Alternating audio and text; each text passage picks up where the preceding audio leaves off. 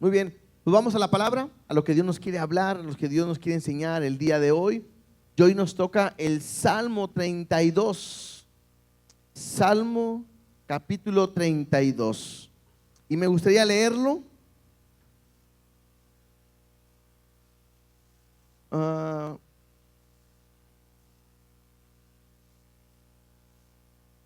El Salmo 32, me gustaría que pudiéramos leerlo, o yo lo leo más bien, yo lo voy a leer.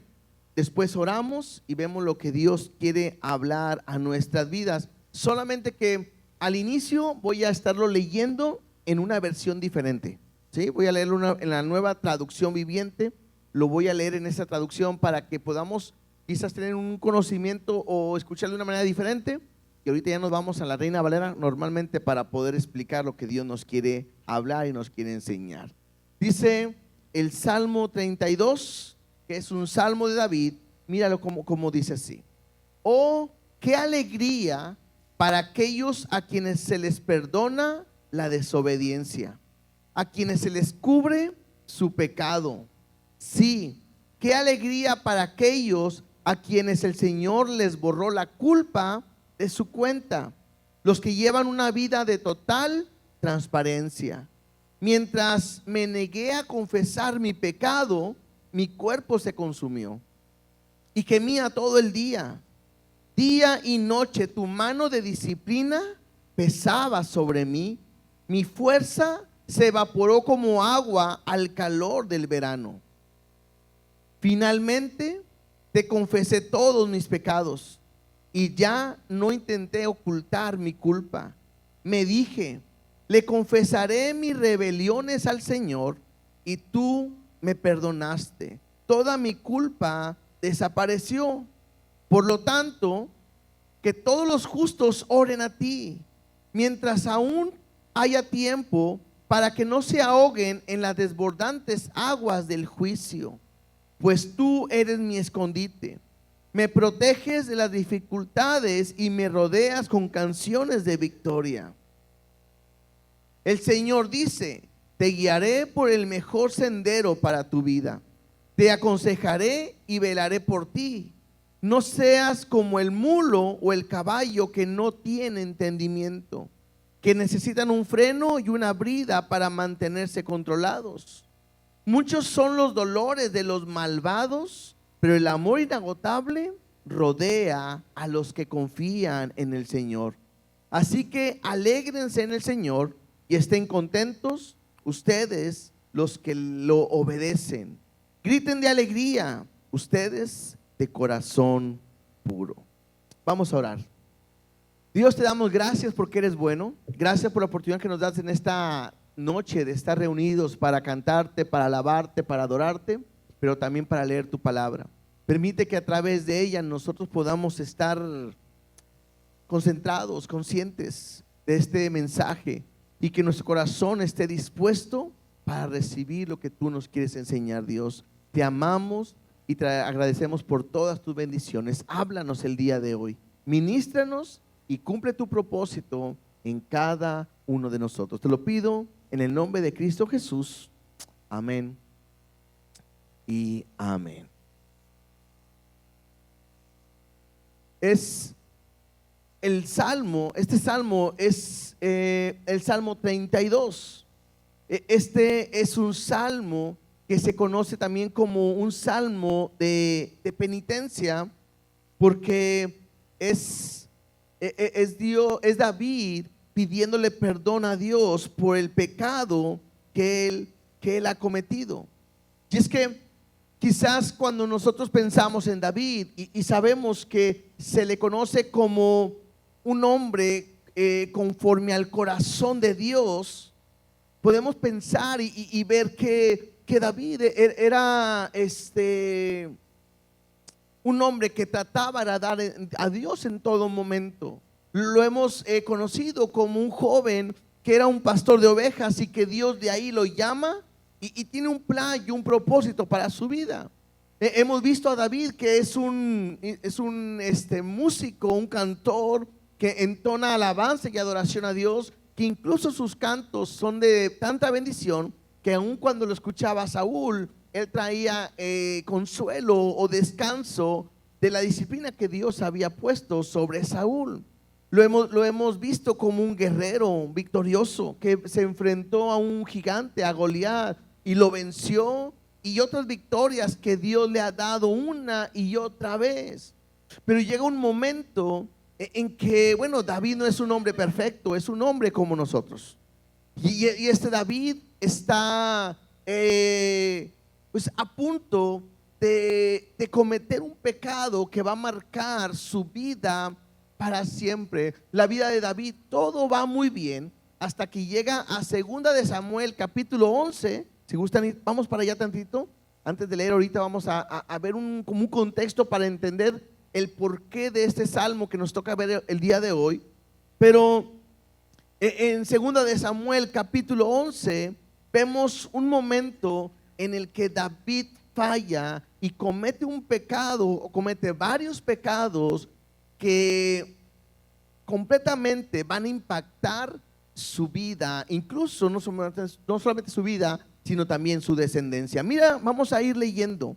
Segunda de Samuel capítulo 11 versículo 1 dice así: aconteció al año siguiente, en el tiempo que salen los reyes a la guerra, que David envió a Joab y con él a sus siervos y a todo Israel, y destruyeron a los amonitas y sitiaron a Rabá, pero David se quedó en Jerusalén. Era un tiempo que me dice que el pueblo tenía que salir a pelear. Era un momento en que los reyes salían a batalla, y lo que hace David es no ir. Él manda a Joab y manda a sus siervos y va a Israel a pelear, y mientras todos pelean, ¿qué hace David? David se queda en Jerusalén, y ese es un problema porque David va a estar en un lugar donde no debería estar. Su lugar en la batalla, y él se queda en su casa a descansar, y creo que así empieza el pecado. El pecado empieza muchas veces cuando nosotros estamos en un lugar donde no deberíamos estar. Dice el versículo 2: y sucedió un día, al caer la tarde, que se levantó David de su lecho y se paseaba sobre el terrado de la casa real. Me hace entender que David estaba acostado, disfrutando, incluso se levanta tarde, ¿sí?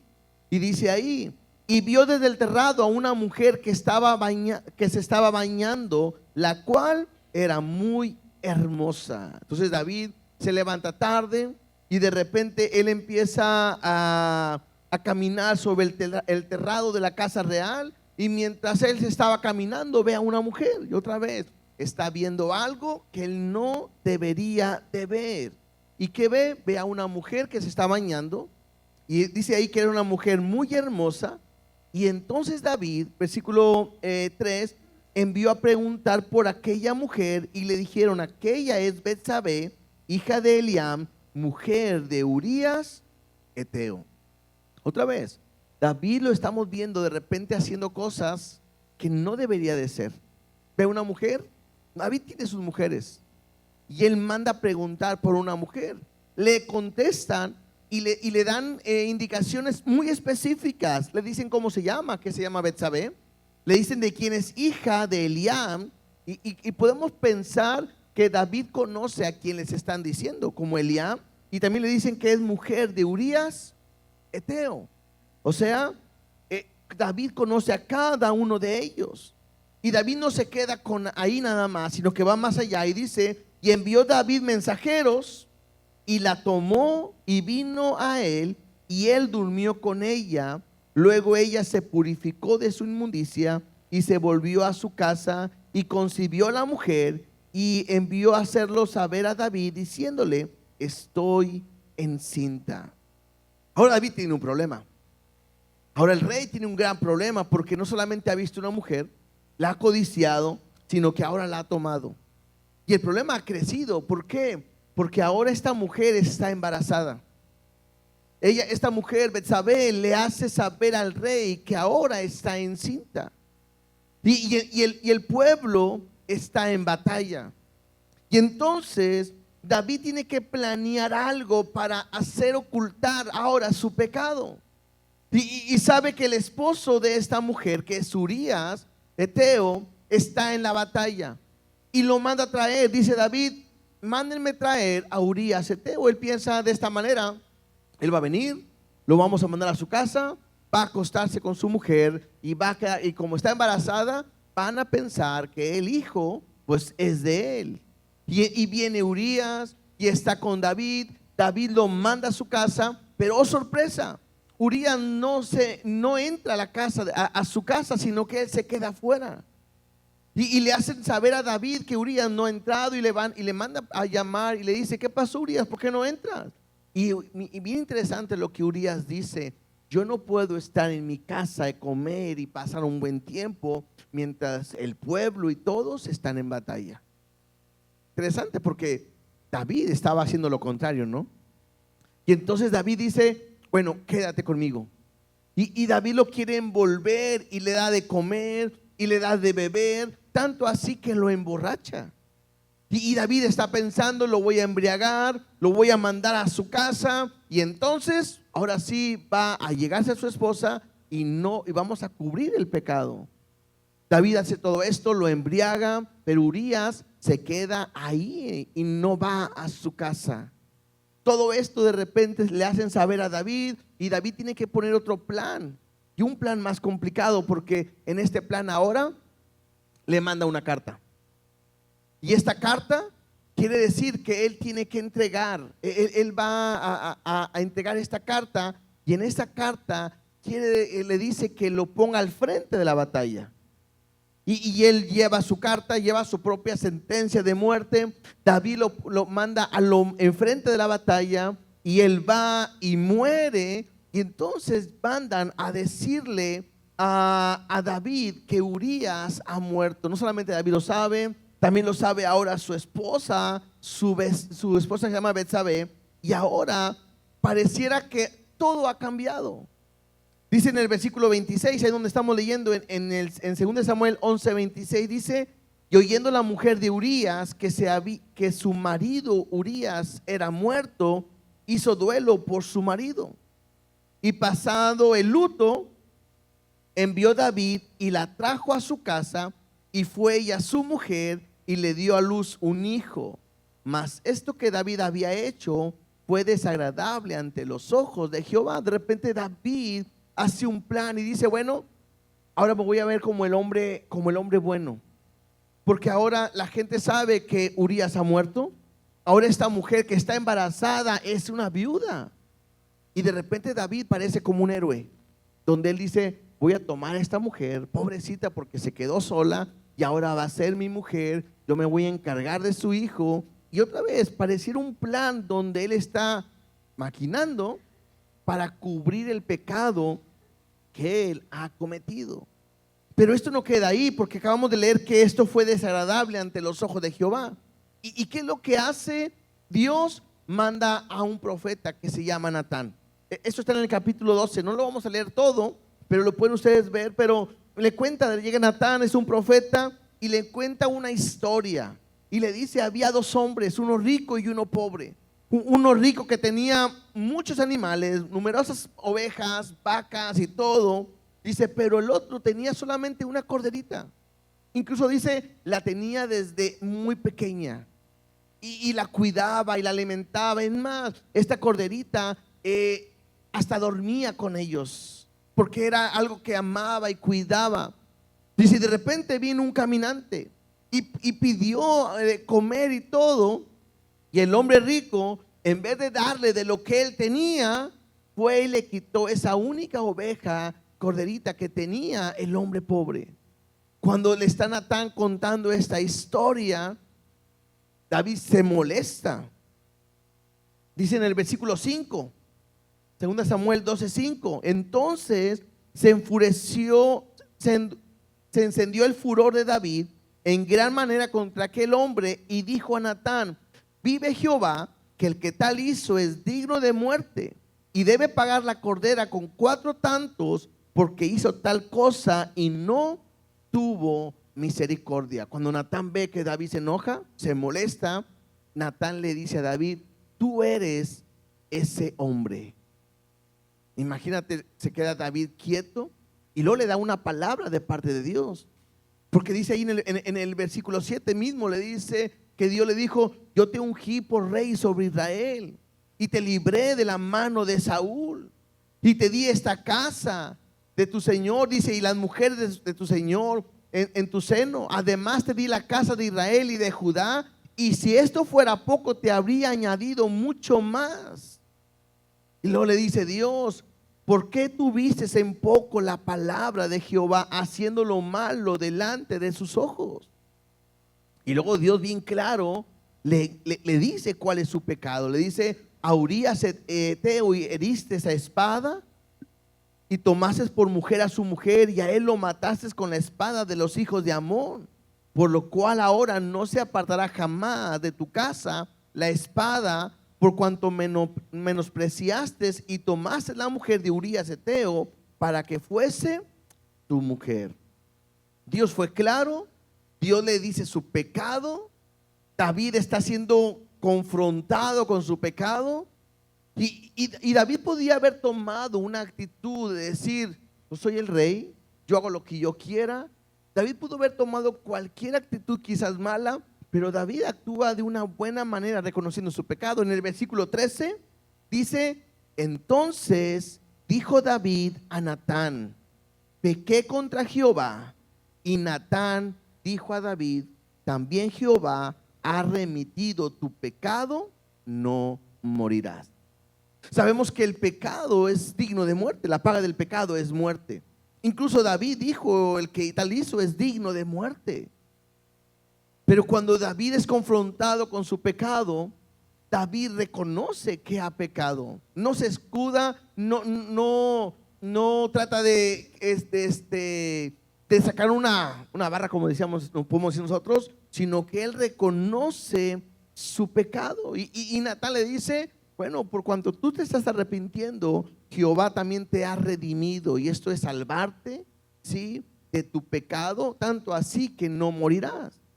Cuando David está en este punto, en este versículo 13, reconociendo su pecado, David escribe un salmo, y el salmo que escribe es el Salmo 51. Ahora vamos al Salmo 51.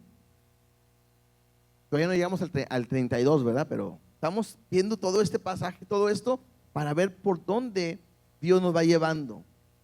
Cuando David reconoce su pecado, él escribe este salmo, el Salmo 51. Y ahora vamos a leer un poquito de este Salmo 51. David le dice a Dios, en Samuel solamente reconoce que ha pecado. Y a lo mejor uno puede quedarse muy corto y decir: ¿a poco nada más, Señor, perdóname y ya? Pero cuando vemos lo que escribió, podemos ver lo que había en el corazón realmente de David. Dice así: ten piedad de mí, oh Dios, conforme a tu misericordia. Conforme a la multitud de tus piedades, borra mis rebeliones. Le dice: lávame más y más de mi maldad y límpiame de mi pecado. David reconoce que ha pecado y necesita ser limpiado. Dice David: porque yo reconozco mis rebeliones y mi pecado está siempre delante de mí. O sea, David está reconociendo que fue lo que hizo. Dice David en el versículo 4: contra ti solo he pecado y he hecho lo malo delante de tus ojos. Ahorita habíamos leído, ¿no?, que esto desagradó lo que hizo a Dios, lo que hizo David. Y David lo sabe y lo reconoce. Tanto así que él dice: y he hecho lo malo delante de tus ojos. ¿Sí? Dice: para que sea reconocido justo en tu palabra y tenido por puro en tu juicio. Dice versículo 6: he aquí, tú amas la verdad en lo íntimo. Y esto creo que habla de una confesión. Y en lo secreto me has hecho comprender sabiduría. Me has hecho en la intimidad de entender que yo estoy mal. Y entonces le dice a Dios en el versículo 7: purifícame con hisopo y seré limpio. Lávame y seré más blanco que la nieve. Y David está pidiendo que Dios pueda quitar ese pecado, que pueda limpiar el pecado que él haya cometido, porque lo ha hecho lo malo ante los ojos de Jehová. Versículo 9 dice: esconde tu rostro de mis pecados y borra todas mis maldades. David sabe que alguien que puede borrar ese pecado solamente es Dios. Su pecado está enfrente en todo momento y solamente Dios le puede quitar eso que él está sintiendo. Versículo 10 dice: crea en mí, oh Dios, un corazón limpio y renueva un espíritu recto dentro de mí. En otras palabras, David le está diciendo a Dios: cámbiame, transfórmame, lo que hice está mal. Interesante, porque no vemos a David volviendo a hacer algo como esto, ¿no? Puedo entender que hay un arrepentimiento en David. Siguió siendo rey, pudo haber tomado otras mujeres, pudo haber hecho otras cosas, pero vemos en David un arrepentimiento donde no vuelve a hacer nada como esto. Versículo 13 dice: entonces enseñaré a los transgresores tus caminos y los pecadores se convertirán a ti. Está David reconociendo que Dios ahora le ha perdonado, y David toma una acción, una actitud que dice: entonces, por cuanto Dios lo ha perdonado, lo ha limpiado, dice: enseñaré a los transgresores tus caminos. Me está hablando de aquellos que han pecado. Les va a enseñar ¿qué? Pues el camino de Dios. Incluso dice: y los pecadores se convertirán a ti. Algunos comentaristas consideran que en este versículo 13 es donde David escribe ahora el Salmo 32. Ahora sí, vámonos al Salmo 32, por favor. Hemos dado un montón de vueltas, ¿verdad? Pero porque David en este Salmo 32 lo que hace es hablar de esa dicha de cuando Dios te ha perdonado. Entonces David ha pedido perdón, pero ahora David está hablando de esa dicha cuando dice que él va a enseñar a aquellos que han transgredido y que sus caminos, y que los pecadores se van a volver a Dios. Va ahora a decirles lo que sucede cuando Dios te perdona. Y ahora sí, vamos al Salmo 32 en el versículo 1 y mira lo que dice: bienaventurado aquel cuya transgresión ha sido perdonada y cubierto su pecado. Bienaventurado el hombre a quien Jehová no culpa de iniquidad y en cuyo espíritu no hay engaño. Lo que hace David ahora es hablar de la bendición, del gozo y de la alegría que hay en alguien cuando ha sido perdonado. Bueno, y en esta manera está hablando directamente en Dios. La persona que Dios le ha perdonado su pecado, tiene que entender que debe de haber gozo, tiene que ser dichoso y tiene que haber una alegría completamente en él. En estos dos versículos hay las tres palabras que identifican lo que es el pecado. La primera palabra es transgresión, y esta palabra transgresión significa pasar la raya o pasar la línea. Es como si Dios hubiera dicho: hasta aquí, de aquí no debes de pasar. Esta es una línea que pongo, de aquí no debes de pasar. Y a alguien que peca y transgrede, se pasa de la línea y está cometiendo desobediencia delante de Dios. La segunda palabra ahí es pecado.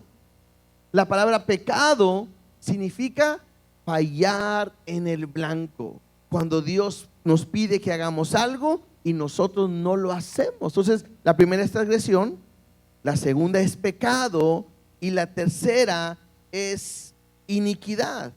Y me gustaría darte un significado de la palabra iniquidad. Y dice, dice: iniquidad significa o se refiere a maldad, perversidad. Creo que esto lo vemos en David, lo que hizo. Injusticia.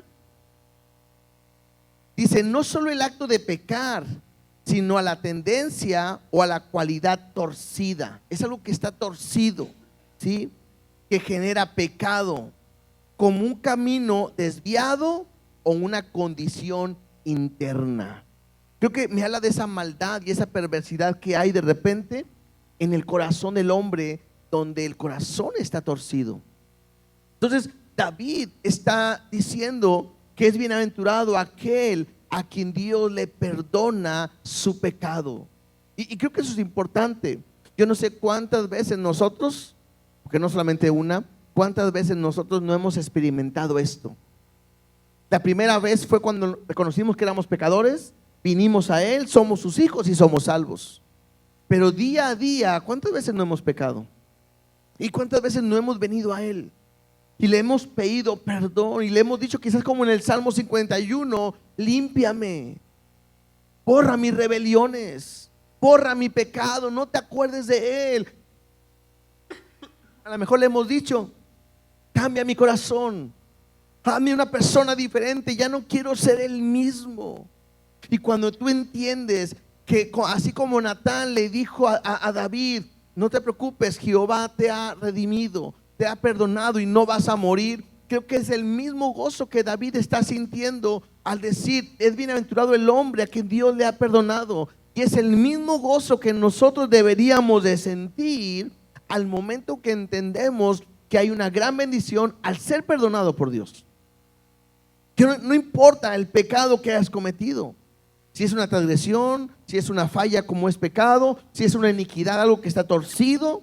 Qué importante es saber que Dios te perdona y entender algo. Solamente Dios te puede perdonar. Y número dos, solamente Dios puede cubrir tu pecado. Porque muchas veces nosotros tenemos la misma actitud de David. Queremos cubrir el pecado que estamos cometiendo. No queremos que la gente se dé cuenta de lo que estoy fallando. No queremos que la gente se dé cuenta del pecado que estoy cometiendo. Y muchas veces lo encubrimos. ¿Se acuerdan de Adán y Eva? Igual, comieron del fruto, pecaron y de repente venía la voz de Dios buscándolos. ¿Y dónde estaban ellos? Escondidos. Pues cogieron hojas de higuera para cubrirse su desnudez, su pecado. Y muchas veces nosotros tratamos de cubrir el pecado, aún siendo cristianos ahora, aún estando en la iglesia, que cometemos pecados porque no hay nadie que sea perfecto, seguimos fallando. Pero el problema es que muchas veces no venimos a confesar nuestro pecado, sino que solamente lo cubrimos, lo tapamos, lo tratamos de tapar, y eso nunca nos va a ayudar en nada. David, como un consejo para nosotros, nos dice, o hablando, dice en versículo 3, mientras callé. Tenemos que pensar, ¿cuánto tiempo sucedió desde que David pecó hasta que Dios lo sacó a la luz? No sabemos, pero prácticamente desde que Betsabé quedó embarazada hasta que dio a luz un hijo, porque fue lo que leímos, y después que dio a luz un hijo, Dios mandó a Natán.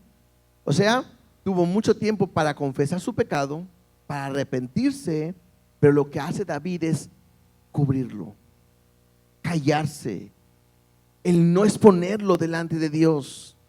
Por eso dice David, mientras callé. Y creo que nos habla de la condición en la que él se encontraba. Dice, se envejecieron mis huesos en mi gemir todo el día. Y es que cuando alguien ama a Dios, cuando alguien teme a Dios, cuando alguien tiene esa relación con Dios y está cometiendo pecado, uno no se siente bien.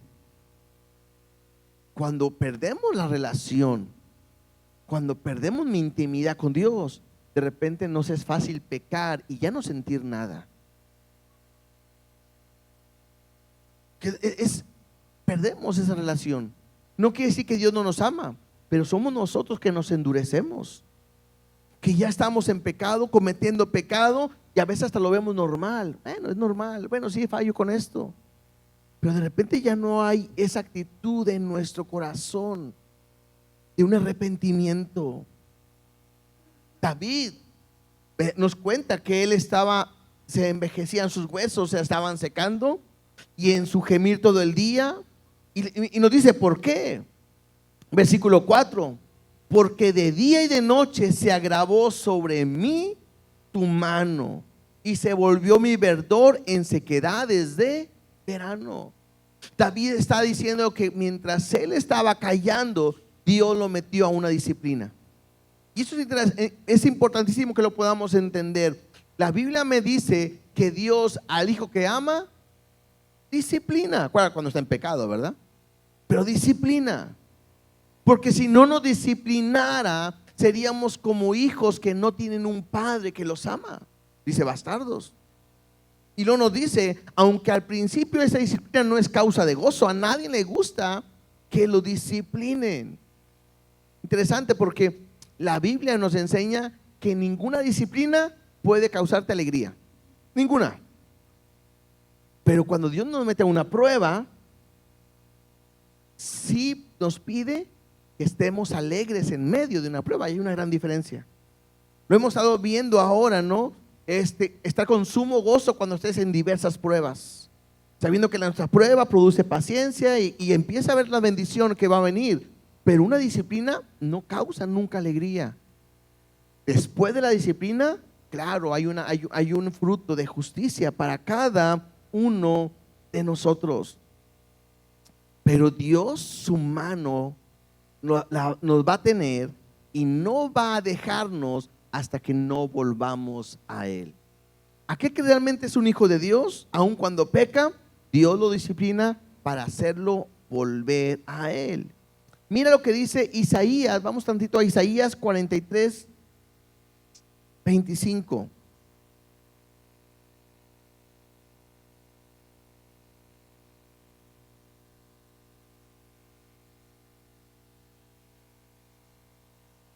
Isaías 43, 25. Mira lo que dice Dios.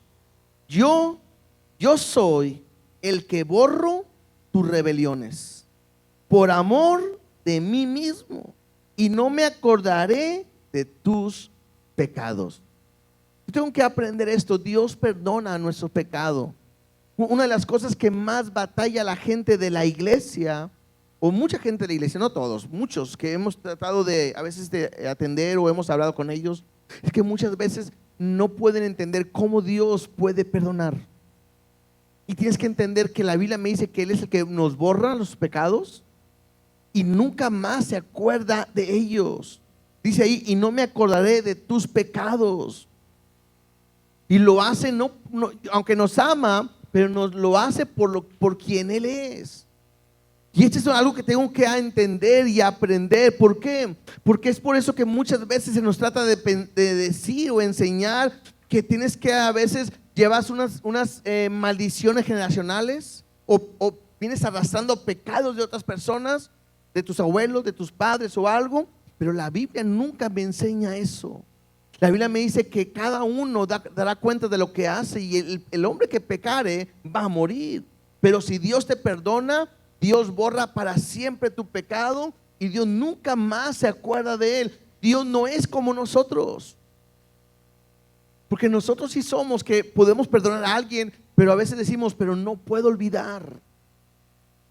Y cuando pasa algo parecido o me recuerda el tiempo o algo que lo puedo ver muy similar, de repente vuelvo a recordar lo que me hicieron y me vuelve a lastimar y vuelvo a llorar y no estoy bien. ¿Por qué?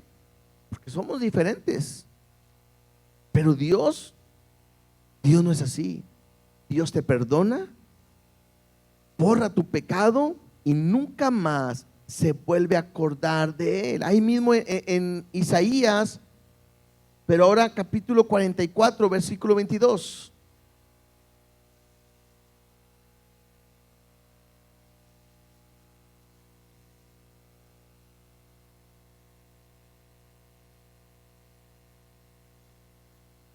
Isaías 44,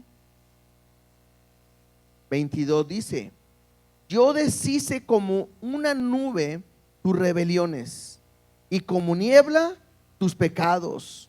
Vuélvete a mí porque yo te redimí. Una vez más, Dios está hablando acerca de ese perdón que Dios nos da y que nunca más se vuelve a acordar de nuestros pecados. Hay gente que no puede vivir una vida plena en Dios porque sigue cargando el pecado que cometió hace años.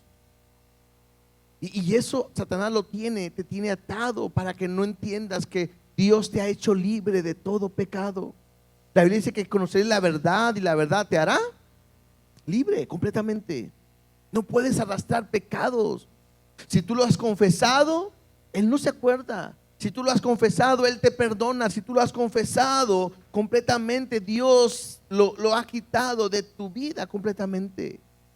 Si regresamos al Salmo 32, David dice en el versículo 5: mi pecado te declaré. Y esto quiere decir, ya no estoy reconociendo mi pecado solamente, ahora lo estoy confesando. Dice, mi pecado te declaré. Y también dice, y no encubrí mis iniquidades. Dije, confesaré mis transgresiones a Jehová, y tú perdonaste la maldad de mi pecado. Otra vez las mismas tres palabras que vimos en un principio, que es iniquidad, transgresiones y pecado. Pero vemos cómo dice, un número uno es, voy a declarar mi pecado. Y esto es confesar, arrepentirse.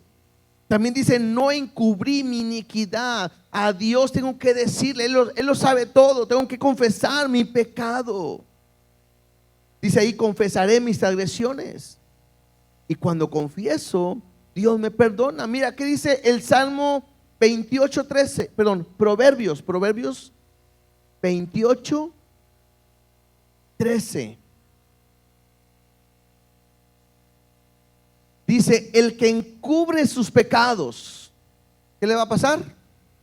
No prosperará. ¿Estás cometiendo pecado? ¿Estás viviendo algo en pecado? No lo puedes encubrir, tienes que confesarlo. Porque si tú lo encubres, me dice ahí que no vas a prosperar. Mas el que los confiesa y se aparta, ¿te alcanzará? Misericordia. Creo que es una enseñanza el día de hoy de poder ver lo bueno que Dios es con nosotros. Porque el hecho de que Dios esté hablando del pecado no es que simplemente te esté apuntando porque estás mal y te quiere hacer sentir mal, simplemente no, sino que también te está diciendo, pero si tú te vuelves a mí, yo te quiero perdonar. Si tú lo confiesas, yo te perdono para siempre. En primera de Juan 1:9, eso lo sabemos mucho los de navegantes, ¿no? ¿Qué dice primera de Juan 1:9? Que si confesamos nuestros pecados, Él es fiel y justo para perdonar nuestros pecados y limpiarnos de toda maldad. Pero tengo que confesar mi pecado. Creo que a veces cometemos un error, que en la noche, los que hacen en la noche a dormir y vas a pedir perdón por tus pecados, simplemente le dices a Dios, Dios, perdóname por todos mis pecados en el nombre de Jesús, amén. Y eso no es perdón. Es como si alguien te ofende, te lastima, te daña por días, por semanas, por tiempo. Y nomás llega y te dice, ¿sabes qué? Bueno, estoy mal, sí, perdóname por todo. ¿Me perdonas? Quizás lo puedes perdonar, pero ¿tú lo crees sincero? Creo que no, ¿verdad? Siempre es, bueno, ¿y por qué te voy a perdonar? Bueno, quiero que me perdones porque te hablé mal, o porque actué mal, o porque dije, porque esto, por lo otro, no sé. Bueno, con Dios es lo mismo. Cuando yo confieso mi pecado, tengo que ser claro con Dios. Cuando dice ahí, dije, confesaré mis transgresiones, le está diciendo a Dios en qué falló. Me imagino que David dice, pido perdón porque tomé la mujer que no era mía. Te pido perdón porque codicié algo que no debía de codiciar. Te pido perdón porque hice un plan para emborrachar, para hacer mal sobre Urías. Te pido perdón, ¿por qué? Porque maté a Urías, mandé matar a Urías. Te pido perdón, ¿por qué? Porque engañé al pueblo, porque engañé, no sé, David probablemente está confesando todo su pecado. Yo tengo que aprender que cuando he pecado y estoy arrepentido, debo de llamarle al pecado como es y confesar al pecado como es. Si estoy batallando con la mentira, tengo que decirle, Dios, perdóname porque he estado mintiendo. Si estoy batallando con el coraje, el odio, el resentimiento, la falta de perdón, tengo que decirle, Dios, perdóname porque estoy odiando a tal persona, porque no puedo perdonarla, porque me cuesta hablarle. Y tú me pides que ame y me es difícil. O si estoy codiciando, o si estoy robando, o si estoy fornicando, si estoy adulterando, si estoy teniendo problemas inmorales, pecado, pornografía, maldiciones, no sé, tú tienes que ser consciente. Incluso decirle a Dios: Dios, perdóname porque a lo mejor he levantado un ídolo, he puesto algo más importante que en tu lugar que a ti. Entonces es David confesando su pecado, es David declarando, pero sabiendo que Dios le perdona su pecado. Y este salmo nos lo está enseñando. Dice el versículo 6, ahí en el Salmo 32, regresamos por favor. Salmo 32, versículo 6 dice: por esto orará a ti todo santo, en el tiempo en que pueda ser hallado. Ciertamente en la inundación de muchas aguas no llegarán estas a él. Entonces, ¿qué es lo que está diciendo David? Por cuanto alguien reconoce su pecado y lo confiesa, tiene que buscar a Dios, orar a Dios mientras es tiempo. En otras palabras es, pues, en el tiempo adecuado puede ser, o mientras tenemos vida. Puede llegar un momento donde Dios diga ya no.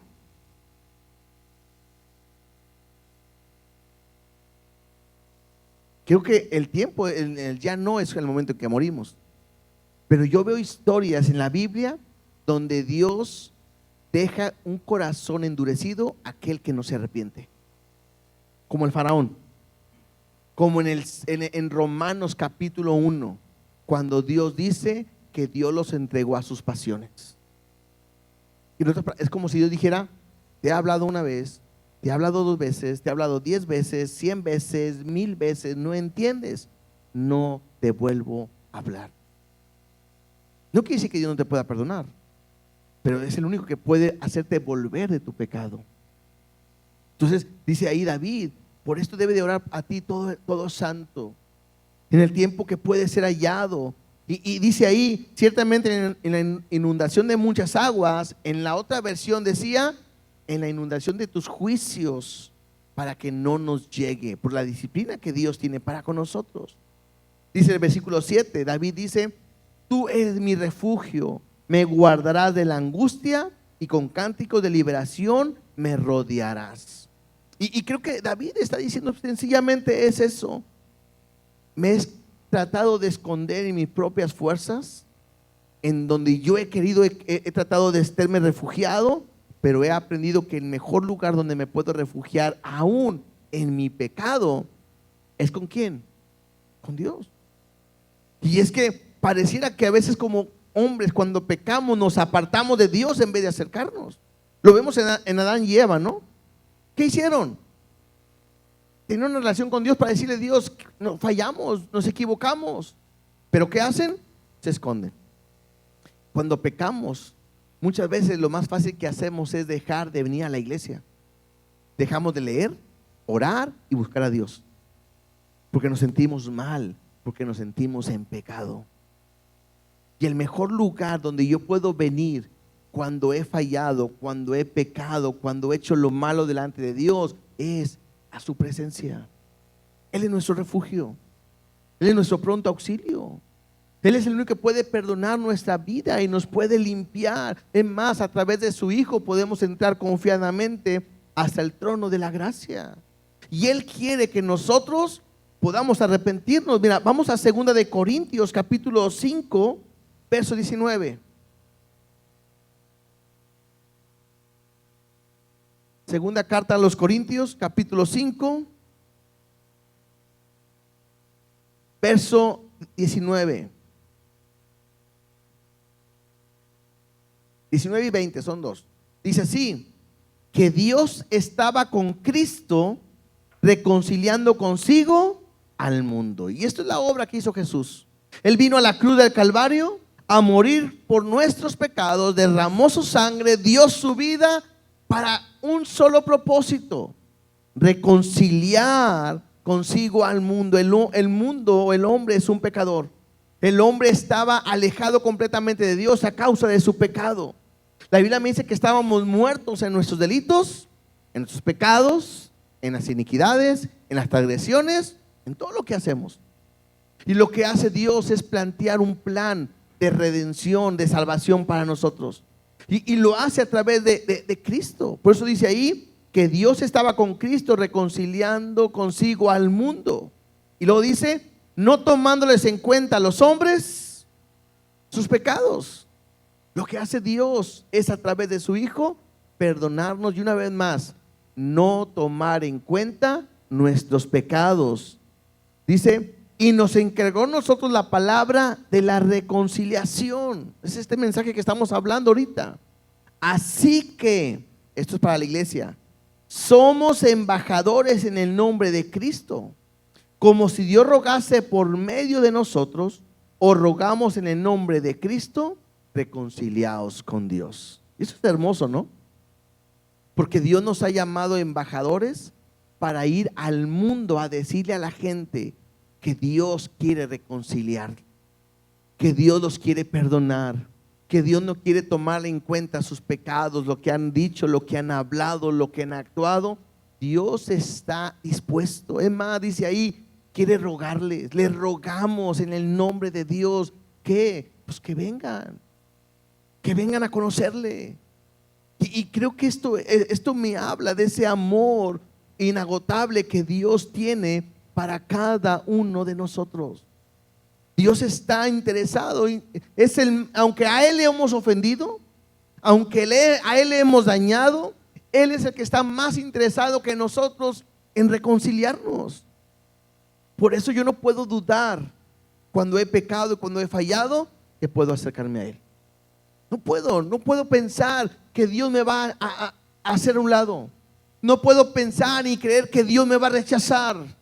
Porque Dios me dice que un corazón contrito y humillado, Él nunca lo va a despreciar, nunca lo va a rechazar. Al contrario, Él quiere que todos vengamos al arrepentimiento. Versículo 8, ahí en el Salmo 32. Ahora es Dios el que habla en ese salmo, porque dice así: y te haré entender. Me imagino que esto es cuando alguien viene a Dios y confiesa su pecado, cuando alguien declara su pecado a Dios, le pide a Dios que le ayude. Cuando se refugia en Dios, Dios le dice: y te haré entender y te enseñaré el camino en que debes de andar, sobre ti fijaré mis ojos. O sea, yo voy a estar sobre ti, yo te voy a ayudar, yo te voy a hacer entender para que no caigas donde mismo. Yo te voy a hablar para que entiendas cómo debes de conducirte.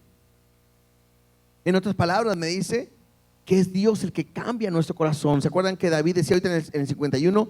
Crea en mí, oh Dios, un corazón limpio y renueva un espíritu recto dentro de mí. Pareciera que Dios está diciendo: te voy a hacer entender, te voy a enseñar cómo debes de caminar. Porque el hombre no puede cambiar en sus propias fuerzas. El hombre no es capaz de cambiar por sí solo. Es por eso que Dios nos enseña y nos va a hacer entender. Pero nos dice: no seas como el caballo o como el mulo sin entendimiento, que han de ser sujetados con cabestro y con freno, porque si no, no se acercan a ti. Y Dios pone el ejemplo de estos dos animales. Animales que tienen que ponerles un cabestro o un freno para que puedan entender, porque si no, son sin entendimiento, son duros de que ellos puedan entender. Entonces pareciera que Dios está diciendo: yo te voy a enseñar, yo te voy a guiar por dónde debes de ir. Yo voy a estar, mis ojos van a estar sobre ti para que veas que no estás solo, pero tienes que estar entendido. Yo no puedo confesar mi pecado y seguir viviendo de la misma manera. Eso no es arrepentimiento. Eso se llama remordimiento. Porque yo vengo con Dios, me siento mal, me habla. No, vamos a pensar que estoy teniendo problemas con robar, por decir. Tomar lo que no es mío, en mi trabajo, no sé, en donde sea. De repente sí estoy mal, Dios perdóname, y mañana vuelvo a hacer lo mismo. Y luego vengo el domingo y: Dios perdóname, otra vez volví a fallar y vuelvo a hacer lo mismo. Eso no es arrepentimiento. El arrepentimiento es entender que Dios te debe de cambiar y entender que estás mal y no debes hacer lo mismo. Dice el versículo 10: muchos dolores habrá para el impío.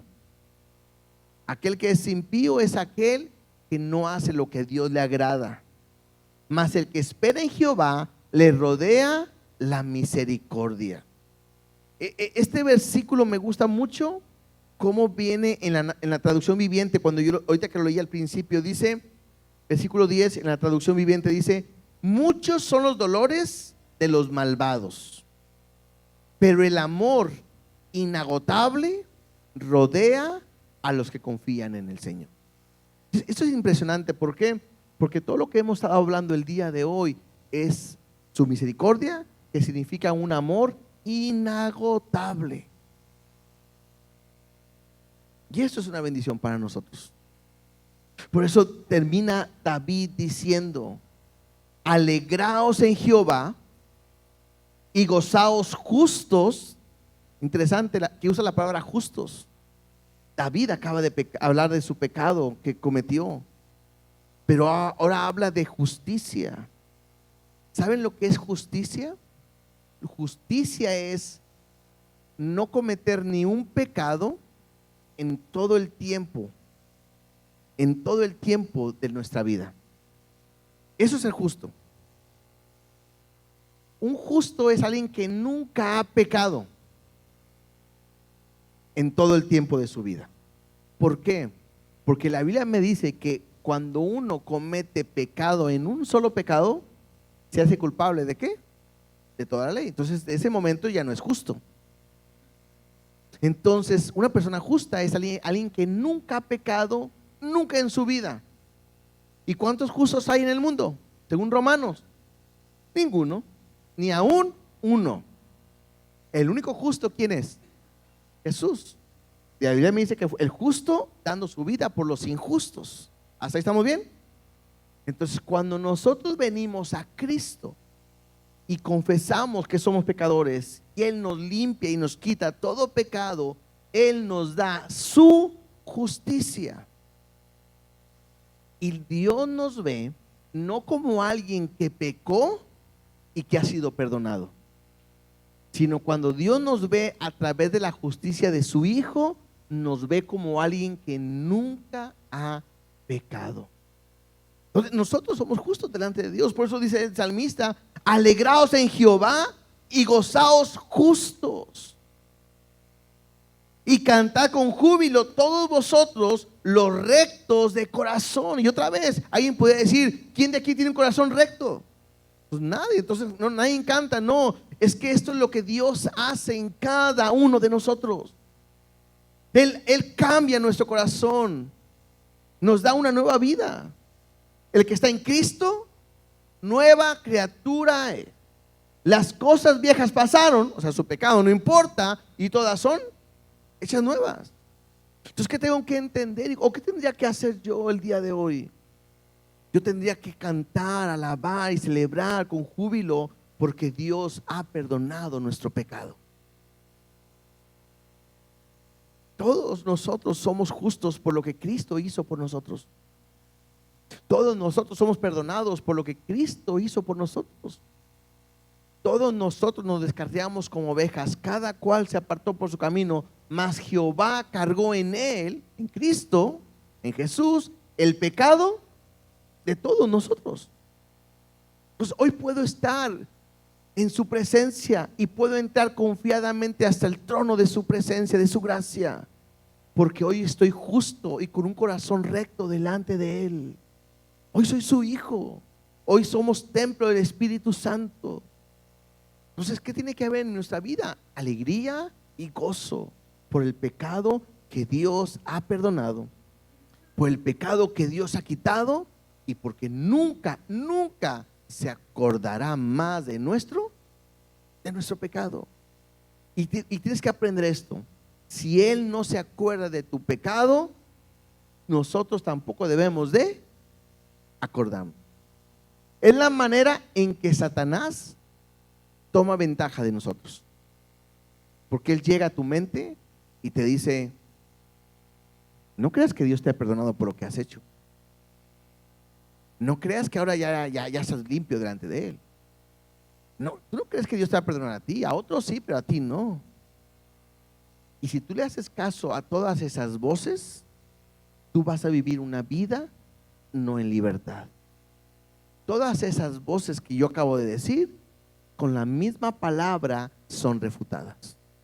Porque Él perdona mi pecado, porque no se acuerda más de Él, porque me limpia de toda maldad, porque no hay pecado que Dios no haya perdonado. Todo pecado Dios ya lo pagó por cada uno de nosotros.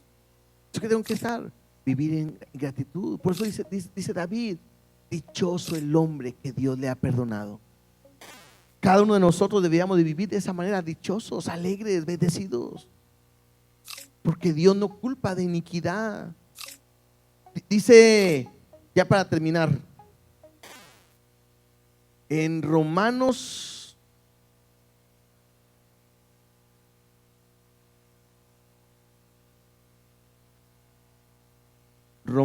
creo que 5, Romanos 8:1. Dice así, Romanos 8:1, ahora pues, ninguna condenación hay para los que están en Cristo Jesús. ¿Cuántas condenaciones hay? Y ninguna significa, si tú estás en Cristo, dice ahí, ninguna condenación hay. Ahora, este versículo no termina ahí, dice, los que no andan conforme a la carne, sino conforme al Espíritu. Porque la ley del Espíritu de vida en Cristo Jesús me ha librado de la ley del pecado y de la muerte. Entonces de repente dicen ahí, a ver, pero ahí dice que no hay condenación los que andan en el Espíritu y los que no andan, y los que andan en la carne. Bueno, ¿a qué se refiere esto? Se refiere que los que andan en el Espíritu no son los que se portan bien, porque nuestra salvación no es por obras. Aquí está hablando de aquellos que han nacido de nuevo. Hay dos estados en el hombre: los que andan en la carne. ¿Quiénes son los que andan en la carne? Los que nunca le han entregado su vida a Cristo. ¿Quiénes son los que andan en el Espíritu? Los que le han entregado su vida a Jesús. ¿Se acuerdan que Nicodemo le pregunta a Jesús, no? O Jesús dice a Nicodemo que nadie puede ir al reino de los cielos si no naciera de nuevo.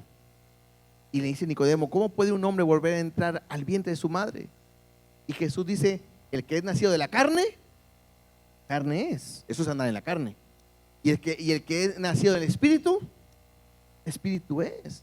Y luego dice, el Espíritu es como el aire, nadie sabe de dónde viene ni de dónde va, pero podemos sentirlo, ¿verdad? Entonces, ninguna condenación hay para los que están en Cristo Jesús, los que andan conforme al Espíritu, o sea, que han nacido de nuevo. ¿Sí me explico? ¿Tú has nacido de nuevo? ¿Le has entregado tu vida a Cristo? Dios te perdona todo tu pecado y nunca más se vuelve a acordar de Él. Bueno, eso es para ser aceptados por Cristo, bien. Pero ahora en nuestro caminar diario seguimos pecando y seguimos fallando. ¿Qué tengo que hacer? Simplemente confesarle a Dios mi pecado. Él ya lo ha perdonado, pero tengo que confesarlo. Y en esa confesión, Dios una vez más vuelve a ir perdonando todos nuestros pecados. ¿Por qué? Porque Él pagó en la cruz los pecados pasados, los pecados presentes y los pecados futuros. Él los pagó todos. Pero tengo que confesarlo. Tengo que llamar al pecado como es para poder tener una buena relación con Dios.